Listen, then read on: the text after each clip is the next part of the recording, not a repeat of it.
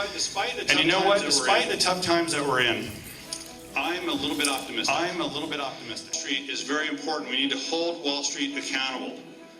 No longer should taxpayers or anyone else be responsible for the irresponsible actions of a few very large firms in this country. And we have to write the laws to make sure that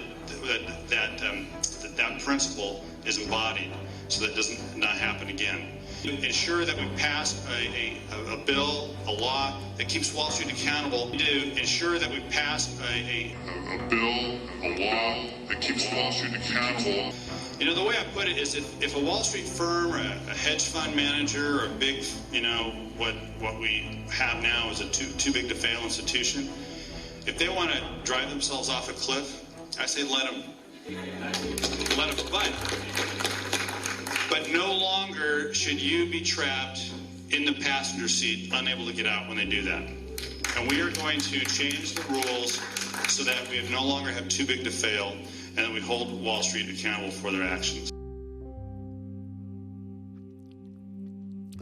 These comments by Congressman Rick Larsen are excerpts from a speech delivered in Everett at the kickoff of his last re-election campaign. The law, he said, should be enacted to hold Wall Street responsible for their actions. The Dodd-Frank Act was indeed passed. However, sections of the law that prevented financial institutions from gambling with the taxpayers' federally insured deposits was ripped from the act last week when 70 Democrats, including Rick Larsen, joined with Republicans to enact House Resolution 992, the SWAP's Regulatory Improvement Act, which gave the keys of the casino back to the bankers, allowing them to gamble with our money and guaranteeing them another bailout if they lose. For all his tough words, in the end, Rick Larsen did not hold the bankers responsible for their actions.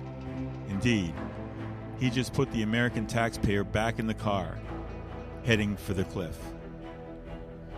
And I'm looking forward to having that debate throughout the fall and coming up to a point on November 2nd where there are more votes for me than the other guy.